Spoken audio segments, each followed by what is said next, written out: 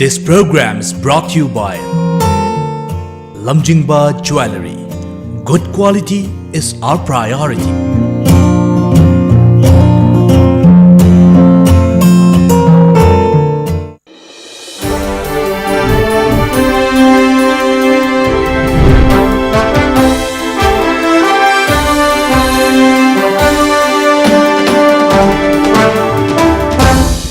Kurumzari, Times of Manipur TOMTV na kudol chamsaba The Morning Talk Raising the Voice miyeng tabiriba kwai punamakpo ahan mamaktada taram na oksari ngasi imfan da phongba tongan ba pause singi ahan balaimai da kari karamba pauna mapung oina yawbage haibadu punamakna yeminasi ahan bada Sangai Express ikang isauna sondaba fawmak masak khangdok nanaba honari ikang gi fibam yengsinanaba center gi team laklagani atop paw amadana BJP na lusingba laingakna ahongba mayam ama purakle haba Chief Minister gi wafam ko tawdana fongle atop paw amadana lusingba sinba sindabagi problem laite Chief Minister atop paw amadana peace process ta achoba problem laire haba akhoi NSNIM gi muibagi wafam ko tawdana fongle mathangda lamjingba Times Minister ni safal tawbagi wafam center gi lusingba singa khanare atop party gi MLA kayasu BJP da sangningmagi apamba fongdor ko leire haba Chief Minister gi wafam ko tawdana fongle atop paw amadana plastic khwaidagi yamna khonglokpa miyoida lupa lising yankai gi mana piragani haiba hoigi mahutki commissioner joy gi wafam ko tawdana fongle atop paw amadana moria da leiba lenga ki loisang singda electric bill lupa crore ama lakh kun tolambadagi mai ka khre wafam asisu ko tawdana fongle atop paw amadana Isagi sathok senthok leitana iramdom lepsaba yaroi haba Minister NINGOMBA gi wafam ko tawdana fongle mathangda naharon gi thodang BJP manungi problem leitre atei party gi MLA kaya party sida sanglaknaba haijar pal leiri haba Chief Minister N Biren gi wafam ko tawdana fongle plastic ki polam sing khwaidagi khomlaga IMC da sinarakpa miyosingda selgi mana pirigani haiba akogi joy gi wafam ko tawdana fongle amiki lifetime achievement award yansemba bilasida da pirigani haiba wafam asina naron thawdagi mapung oiba paw oiri mathangda SANALEIBAK Manipurna amukasu kisi kaman award fangle fothok sathok henganaba thabak tongningbagi inol haple haiba via hankhalian unabagi akhanaba paw asina SANALEIBAK ki banner headline oiri atoba paw amadana reshuffle gi wafam center na khanari haiba Chief Minister gi wafam loinana Congress ki councillor manga BJP da yaukre atopa paw amadana plastic sizinadana campaign da plastic ngakta sinakre haiba akoi pawsna SANALEIBAK pawse gi mapung oiba paw oire mathangda welan paw Mumbai gi Tata Hospital da laying basatpada Manipur da gi sahi khuding gi lupa crore kaya gi starting tawri haiba akoi gi pawsisu akhanaba pawsisu welan paw gi mapung oiba paw oire atopa paw amadana Tokhaiba Firan Constitution Lehendrabadi Peace Accorda Kuyek Piro Yaiba Muibagi Akhanaba Kuki interview gi report Amakaksu Kuki Mapung Pau Ore MLA Kaya BJP da Salaknaba approach Torle Imung Mananga Irang Laite Chief Minister Haiba Pawasina Huela Paugi Mapung Pau Ore Matanda Iraipak Lenga ki lusingba sinanaba amadi party manungi pena da Irang Laite Haiba Wafam Sisu Kuki Iraipak Mapung Pau Ore Political leader ama oirabadi miyam gi awabadu kohon gadabani miyam na haraubada pentok gadabani naharon singna masa maromdom lepsaba ngamna bogona sieba tonga tonga pawasina irepa pawgi mapung eba paw oiri mathangda pongnafam nagagi santi gi khongthangda chauna problem mayok nare framework agreement ta yawba inclusive haiba tam asi lana wahantok pire haiba hogi muibhagi akhanaba hogi pawsisu pongnafamda banner headline wena fongle state na manaf kaya phanglak liba asina government na miyang gi thabak tawri haibagi khudam ne haiba Chief Minister gi wafam ko tawduna fongle party ki problem laite ministry safal gi di center na khanari haiba sisu yaure atoba paw madana agriculture department na krishi comment award fangle haiba pawsina pongnafam pawse gi mapung oiba paw ori aroibada Steel Express councillor manga congress hadok namlaga BJP da paisankre Chief Minister na okre political leader oirabadi miyamna harauraga pen gadabani aigi khudong saba khak khalabadi wanthok leite haiba hogi Chief Minister gi wafam ko tawduna fongle atopa paw amadana atopa bu ikai khumnaba isagi leizabana pen thopa ngambadu afaba kunai ni haiba la sports minister letpa hokapki khogi paw ko tawduna fongle DGP trophy award ming lauthokre haiba pawsina Steel Express ki mapung haiba paw oire ngasi Manipur da phongba tongan pause singi ahan malai mai da yauriba pausing asigi matang da wakhalon khara phongdok na ba amadi khana nei na bagi da makta ekoi gi studio da lengsin duna lebiriba se sanalaipak pause gi editor HEMANTAKUMAR NINGOMBA ahan makta da tamubo taram noksari Thagatsari tamong asigi tongan ba pause sing da yauriba singi manung da ekoi gi ngarang si yaripoki ekoi gi congress ki Councillor manga BJP de Yaropada Semester na Fongdok ki wafam aduga akogi Nagapis Ekota akogi Muibaga akhana na unabagi paudam aduga akogi plastic polam sing phagat pagi khongat pa sing da lupa lising yankhai gi mana pi gani habigi wafam sing mapung ai paw ina phongnari tamo matang saida ahina pukhasaning base ahan bada akogi Nagapis Ekot ki matang si ahan bodo ina pukhasage maru aina akogi tonganba okay pawgi channel amakhan na haiba tare muibasi exclusive interview ma lobani Hebron da mangna phongdo ibase flag amasung constitution si include keno yahan gadabani haibani khuye asida October tha sida loisal pa ya na leire framework agreement sida muibagi akanaba akoi inclusive haiba wafam makaksu yauri leire film asi tha khar khak tangai salagle maru in October tha ni mathang tha dadi leire film sida muibana phongdo wafam si kamani yeng bedam problem si waroisan poroklani na mayam na yam harau nei adu harau nariba mayam dugi wafum duna nakal amada thamakanda hoi agreement soi tawna gadoriba hoi kwaidagi maru oiba mi innocent IM da hingoriba maru oiba mi general secretary oiba muivana man haris hoi problem leirian problem leire hasi akhoi mayam su tum khangi kari da problem leir no si sai Kashmir da article 370 lokhokiba adu masigi konana sapa 35A article si lokhokiba matung Sigi matang dagi haure. Nanti saya Kashmir sina yang nan moina makung pong nan laujer misi saya article 370 da piri ba kenu sina ne. Magi power duna ne bo. Mogi tokai ba constitution ama salai ba dongna then adagi tokai ba flag ama lai ba do ujekti India government ne yaro ye haire.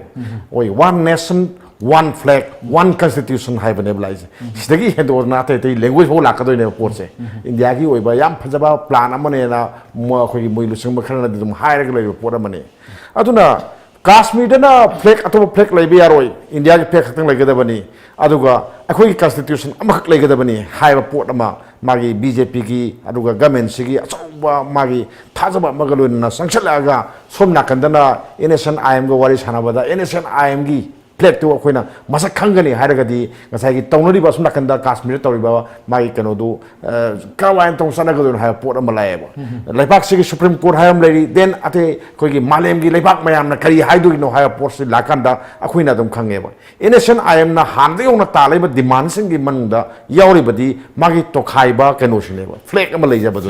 aduga mugi oiba tokhai ba constitution amasu lei ja badu ne sam koi gi defense kumba aur currency kumba da India gi sana su moi tongan ba mahabadi India apun basigi manungda mogi Nagaland hayba malajagi hayba ne balais poti moi tongan lengak sabi malak pane adugi pot ani du ani sigi marks da sayena basin hangoi khoi khangamde adabu Kashmir gi matang thoki ba issue sidagi di akhoi khange o innocent IM gi magi khoi kanogi mai marai bakse magi khoi pistoki marai bakse swaida sum khoi bera ma leire khoi khang khange nen adagi athopa mana mo hare October thasida magi marai baksi khangani hai October thasida wari aroiba wari masabi ai enal mam panari pakan sida man haji akhoi inclusive ai wahe mana palle inclusive se akhoi gi muivana falliba magi wakhalon sina kenoni akhoi gi hoi getter Nagaland bu oiro or Nagaland bu oiro seida naga mayam sing se pulap oina yaw ba hai bane pun ba hai bane mana ado India ka mena mana lawi hai sina mana haibu ani ko akhoi gi ngasagi naga sing se loin mak akhoi India ka men ki makhada lei ba na smai tong ani si difference lei amana Nagaland habati means innocent IM gi apamba sini ado amana Union of India da naga sing si lei ba haiba gi port makak se inclusive si da difference ani kak lei ba se sine ba mana yam yaning this port se akhoi mek senge ado gadi inclusive ta bera lei then adagi dinga sai flag ne constitution ne si da bera amala lakan tadi kamai tawle khoi ni yeng yeng kada o adogadi moigi innocent IM gi magi wakhaina bagi warosan pork na wafum sida problem ama leire na man masamang na haire se ai summe na khalle problem amade lere adu kamai torga sigi problem se lotion gadage adu kamai torna yashna gadage haibadudi ngasagi India government ki na khalli bokhalon siga nation IM ga ani marakta wari sanane na haibaduna ai werkane na thamjage atopa paw madana damo ngarang se akhoi chief minister N Biren na akhoi congress ki councillor manga kang BJP sanga ko matam da taram ho pe wafam sta akhoi leidiba mahaki lusingba sakar si problem leitre usik lusingba sinbagi wafam leitre aduga atopa party singdagi changningakpa miyoi kya masu leire haiba wafam su tame atopa madana manipur gi senthum gi film si phagale GST akhoi GSTP gi rate wangkhale aduga income se hengalakle haiba wafam ama akhoi N Biren claim tawi matang side kamani yang isu si ani ni amana pamising na hangba wahangi pakumda mana haibani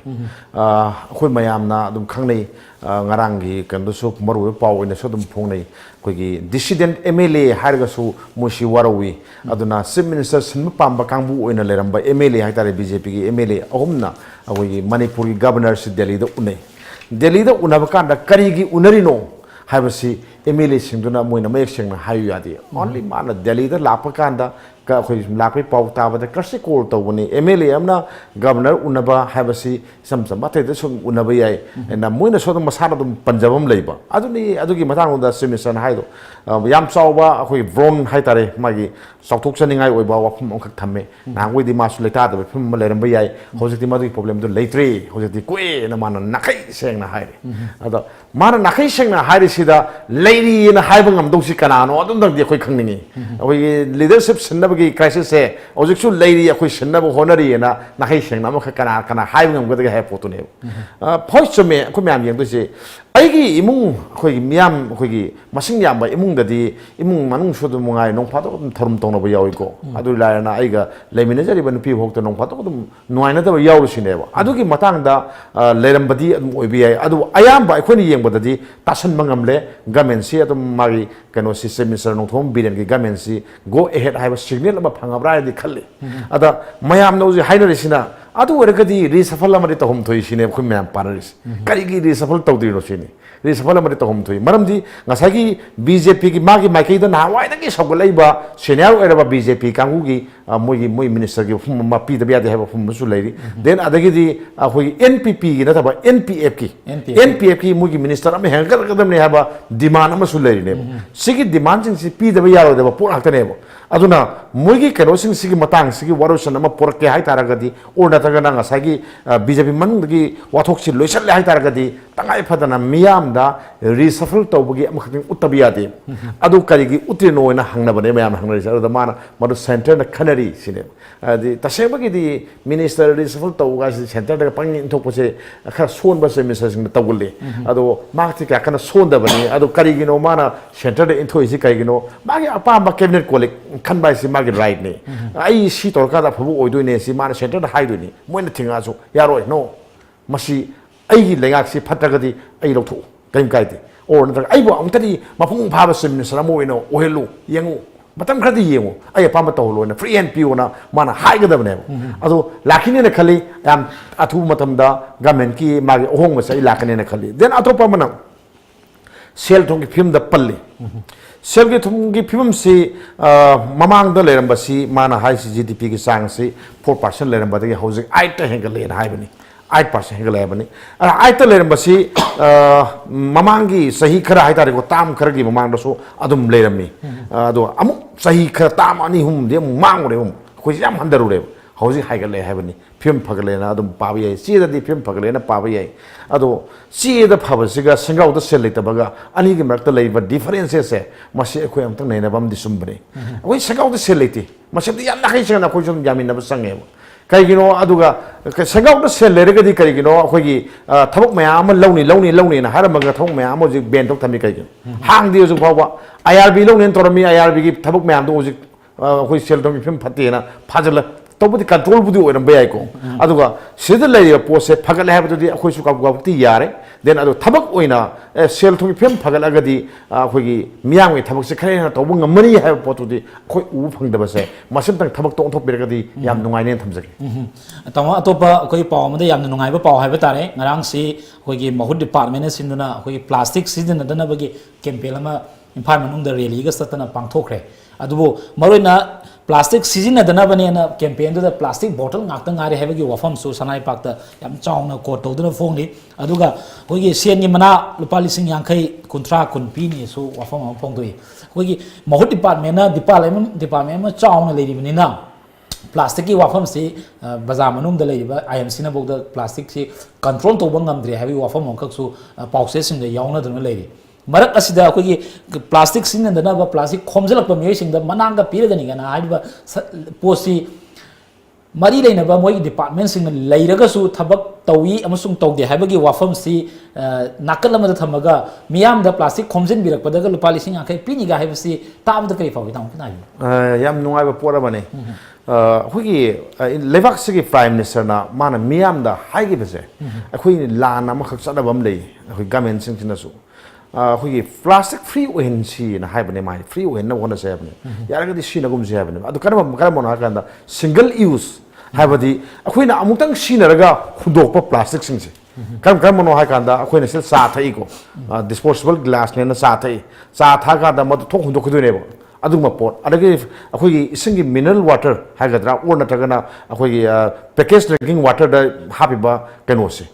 ꯕꯣꯇꯜꯁꯦ ꯁꯤꯒꯨꯝꯕ ꯑꯩꯈꯣꯏ ꯑꯃꯨꯛ ꯁꯤꯖꯤꯟꯅꯔꯀꯥꯟꯗ ꯑꯅꯤꯔꯛ ꯁꯤꯖꯤꯟꯅ ꯌꯥꯗꯦ ꯍꯨꯟꯗꯣꯛꯏꯗꯅ ꯁꯤꯒꯨꯝꯕ item 6ꯅꯦꯕ ꯑꯗꯩ ꯁ꯭ꯇ꯭ꯔꯣ ꯍꯥꯏꯇꯥꯔꯦ ꯁ꯭ꯇ꯭ꯔꯣꯗꯤ ꯑꯩꯈꯣꯏꯅ ꯍꯩ ꯃꯍꯤꯒꯨꯝꯕ ꯑꯣꯔ ꯅꯠꯇ꯭ꯔꯒ ꯀꯩꯅꯣꯝ ꯊꯛꯀꯥꯟꯗ ꯃꯍꯤ ꯇꯧꯀꯥꯟꯗ ꯄ꯭ꯂꯥꯁꯇꯤꯛ ꯑꯩꯈꯣꯏꯒꯤ ꯀꯩꯅꯣꯝ ꯆꯤꯡꯅꯕ ꯑꯃ ꯁꯤꯖꯤꯟꯅꯩꯕꯗꯣ ꯁ꯭ꯇ꯭ꯔꯣꯗꯣ ꯑꯗꯨꯒꯤꯗꯨꯒꯨꯝꯕꯗꯣ ꯁꯤꯖꯤꯟꯅꯒꯨꯝꯁꯤ ꯍꯥꯏꯕꯅꯦꯕ ꯃꯥꯒꯤ ꯌꯥꯔꯤꯈꯣꯏ ꯁꯤꯖꯤꯟꯅꯒꯨꯝꯁꯤ ꯍꯥꯏꯕꯅꯤ ꯊꯤꯡꯕꯗꯤ ꯅꯠꯇꯕꯅꯦꯕ ꯃꯁꯤꯒꯤꯁꯦ ꯑꯗꯣ ꯍꯣꯏ ꯒꯃꯦꯟꯅ ꯌꯥꯝꯅ ꯀꯩꯅꯣ ꯇꯧꯗꯅ ꯃꯥꯒꯤ ꯏꯟꯇꯦꯟꯁꯟꯗꯣ ꯑꯐꯕꯅꯤꯅ ꯃꯗꯨ ꯊꯤꯡꯕꯔꯣꯝꯗꯁꯨ ꯂꯥꯛꯄꯅꯤ ꯑꯗꯣ ꯂꯥꯛꯑꯦ ꯑꯗꯣ ꯍꯧꯖꯤꯛ ꯑꯍꯥꯟꯕ ꯁ꯭ꯇꯦꯖꯅꯤ ꯑꯩꯈꯣꯏꯒꯤ ꯌꯦꯡꯗꯣꯏꯁꯤ ꯄꯣꯠ ꯑꯃ ꯐꯠꯇꯦ ꯍꯥꯏꯕꯗꯤ ꯑꯩꯈꯣꯏ ꯂꯣꯏ ꯈꯪꯃꯤꯟꯅꯔꯦ ꯄ꯭ꯂꯥꯁꯇꯤꯛꯅ ꯀꯔꯤ ꯃꯥꯡꯒꯦꯁꯦ ꯑꯩꯈꯣꯏ ꯂꯣꯏ ꯈꯪꯃꯤꯟꯅꯔꯦ ꯃꯥꯁꯤꯅ ꯂꯩꯕꯥꯛ ꯂꯩꯍꯥꯎꯁꯤꯃ ꯁꯥꯊꯤꯅ ꯑꯗꯨꯝ ꯃꯥꯡꯍꯜꯂꯦ ꯍꯥꯏꯕꯗꯤ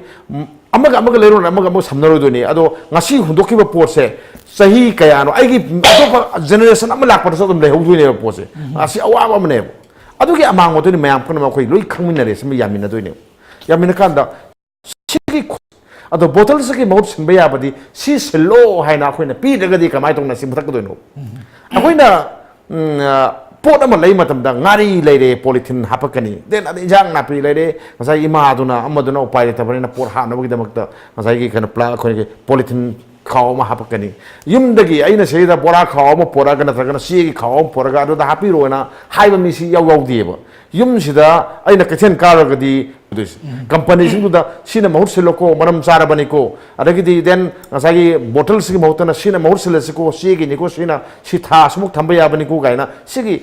ꯄꯣꯠ ꯑꯃ ꯇꯉꯥꯏ ꯐꯗꯦꯕ ꯑꯗꯨꯒꯤ ꯄꯣꯠꯇꯨ ꯂꯩꯇ꯭ꯔꯤꯉꯩꯗꯤ ꯁꯤꯟꯅꯈꯤꯅꯦꯕ ꯁꯤ ꯄꯣꯠꯁꯦ ꯑꯗꯨꯅꯤ ꯉꯔꯥꯡꯒꯤꯗ ꯃꯃꯤ ꯇꯥꯔꯤꯁꯦ ꯑꯩꯈꯣꯏꯒꯤ ꯉꯁꯥꯏꯒꯤ ꯄ꯭ꯂꯥꯁꯇꯤꯛꯀꯤ ꯑꯥꯏꯇꯦꯝ ꯃꯌꯥꯝꯁꯤꯡꯁꯤ ꯁꯤꯟꯅꯔꯒꯨꯝꯁꯤꯅ ꯀꯦꯝꯄꯦꯟ ꯑꯃ ꯇꯧꯔꯦ ꯀꯦꯝꯄꯦꯟꯗꯨꯗ ꯏꯁꯤꯡ ꯄꯤꯔꯤꯕ ꯃꯌꯥꯝꯗ ꯋꯥꯅꯦꯅ ꯏꯁꯤꯡ ꯄꯤꯕꯗꯨꯅ ꯑꯗꯨꯝ ꯉꯁꯥꯏꯒꯤ ꯄꯦꯀꯦꯖ ꯗ꯭रिꯡꯀꯤꯡ ꯋꯥꯇꯔꯁꯤꯡꯁꯤ ꯂꯣꯏ ꯌꯦꯟꯕꯩ ꯋꯥꯅꯦꯕ ꯑꯗꯨꯒꯤ ꯄꯣꯠꯇꯨꯅꯦꯕ ꯑꯅꯤꯁꯤ ꯀꯃꯥꯏꯅ ꯇꯧꯔꯒ ꯀꯣꯟꯕ ꯉꯝꯒꯗꯒꯦ ꯍꯥꯏ ꯇꯥꯔꯒꯗꯤ ꯉꯁꯥꯏꯒꯤ ꯑꯩꯈꯣꯏꯅ ꯃꯗꯨꯒꯤ ꯃꯍꯨꯠ ꯁꯤꯟꯕ ꯌꯥꯕ ꯄꯣꯠ ꯑꯃꯈꯛꯁꯦ ꯑꯩꯈꯣꯏ ꯊꯧꯔꯥꯡ ꯇꯧꯁꯦ ꯑꯩꯈꯣই ꯑꯣꯟꯇꯔꯄ꯭ꯔꯤꯅꯔꯁꯤꯡꯅꯁꯨ ꯋꯥꯈꯜ ꯇꯧꯕꯤꯔꯣ ꯀꯔꯤꯅ ꯃꯍꯨꯠ ꯁꯤꯟꯒꯗꯒꯦ ꯃꯌꯥꯝ ꯑꯩꯈꯣꯏ ꯃꯅꯤꯄꯨꯔꯒꯤ ꯑꯄꯥꯝꯕꯁꯨ ꯃꯤꯌꯥꯝꯒꯤ ꯑꯄꯥꯝꯕꯁꯨ ꯈꯪꯉꯝꯃꯅꯤ ꯈ꯭ꯋꯥꯏꯗꯒꯤ ꯂꯥꯏꯅ ꯐꯪꯕ ꯈ꯭ꯋꯥꯏꯗꯒꯤ ꯃꯃꯜ ꯍꯣꯡꯕ ꯄꯣꯠꯇꯨꯗꯤ ꯃꯁꯤꯅ ꯑꯣꯏꯔꯤꯕꯅꯤꯅ ꯁꯤꯒꯤ ꯃꯍꯨꯠꯁꯦ ꯀꯃꯥꯏꯅ ꯁꯤꯟꯗꯣꯏꯅꯣ ꯑꯗꯨꯃ ꯂꯦꯞꯄꯤꯌꯣꯕ ꯑꯗꯨꯒ ꯂꯥꯛꯀꯅꯤ then ꯄ꯭ꯂꯥꯁꯇꯤꯛꯀꯤ ꯄꯣꯠꯂꯝꯁꯤꯡꯁꯤ ꯐꯠꯇꯦꯕꯗꯨ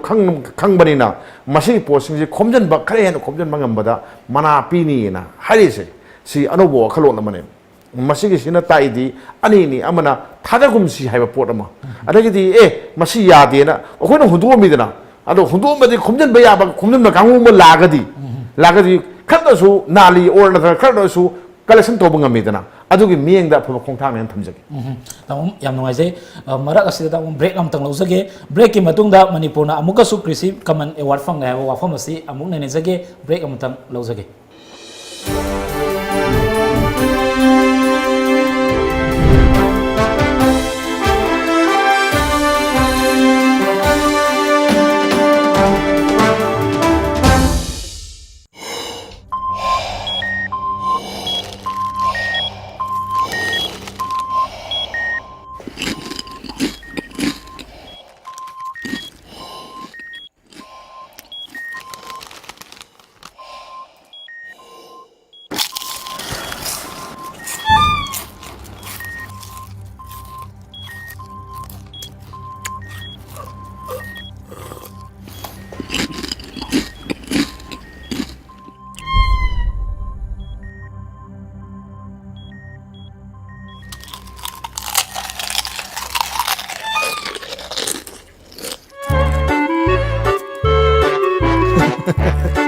Kangla food product ti iram dong gi aseng ma mahong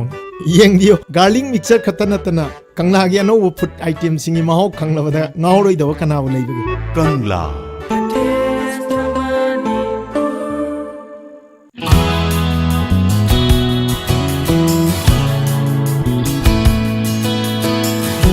Manipur ihan hanbo oina lamjingba jewelry na market ta phangba sana mayam sigi quality check tawbagi khudong chaba pijari.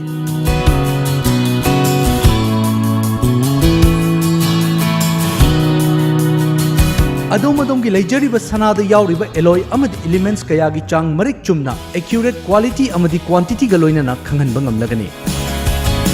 Lamjingba jewelry na pijariba khudong chaba asi lobi hau adom gi sana adu sengi natraga sengde haibagi chingnaba du kokhanbiyo.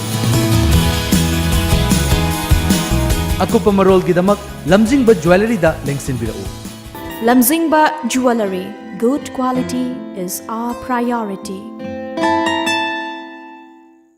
This program is brought to you by Lamjingba Jewelry. Good quality is our priority.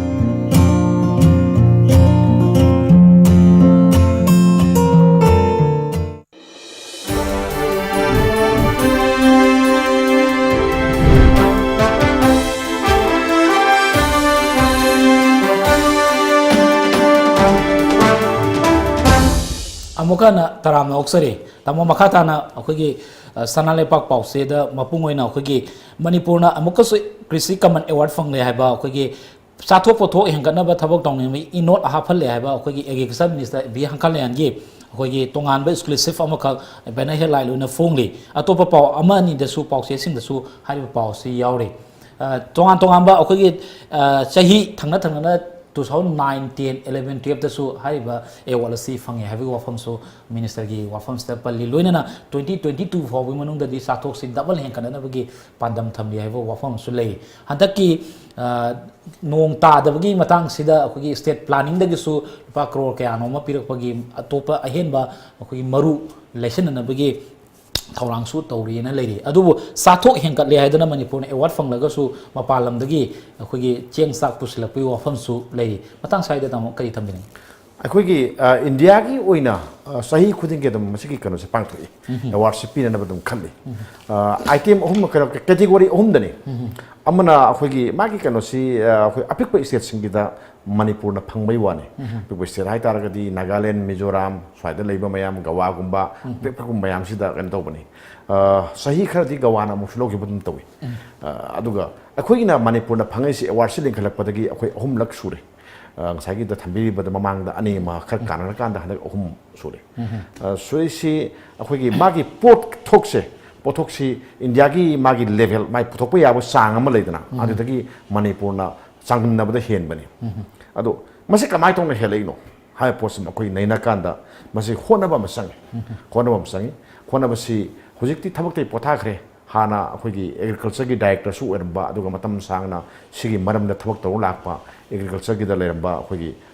तामो Rajen सिना माने याम कन होने जरम बने मागी मतम की award नि होजिक fungi से होजिकती मा पोथाव पोथाग्रे अदो अतोप डिपार्टमेंट से की मखादा ले होब मयाम ऑफिसर मयाम ना होनरगा मथंग सही दे सो फंग पे हानादी मसिकी अवार्ड से लुपा करोड़ अनि ओइरमी लुपा करोड़ अनि से अखोई मरी फंगरबनी सिकी लाइरब state इनाबको ngasai agriculture department sida sensu state government ki sensu thadaba ngamda barina masigi lupa crore ani khak pirak podhok yam kale kaino ga khoina sai khudingi har lesson laga mayam da lomi singda piri se har si moin har lesson birani den lomi singna mu lejerani sigi account ma hangdo ga salaiba ngami se madagi mapana toram bane pos yam kana poram bane hojikna crore manga yor pai wani hena kana nen khali अदो लूरिदी हौजिक Manipur climate change हायम लाय climate change सिना मरम वरकांदा फौगी पोथोक्सी फंगद्रा फंगोइद्रा सरांग सु मखोय मयाम नैना मतमदा ngasi ngarang nong khar surokpagi relief ti fange fangasu phokthok tudi ngasai ahan badagi poloida howda phatkidra banina sa da tangkhai gum handagadra na khali adagi hana so dumangai phokthokta yamna phajana pothoi haijabai wani award phangi haijabai wani ado siengdi mapandagi tang akhoi gi di yengdu si lo ubya bal lam sima akhoi si leiraktra bani ko mayam na number one akhoi na award ti phangba yai lo ba ya ba lam di leisalaktre ado lo ba ya ba lam si leisalaktre si akhoi na yeng doi si sum chappa da khange o swaida labuk mayam leram bani asi sahi amani sani ko si leram dre na yum sa jale ne ha pos si ne ado school sa jale ne ga si akhoi yeng doi ne yeng ba se gamen sina adum masi si una development hai ba sida sum sing si khara yaw do ya ponti hai po na marom sakre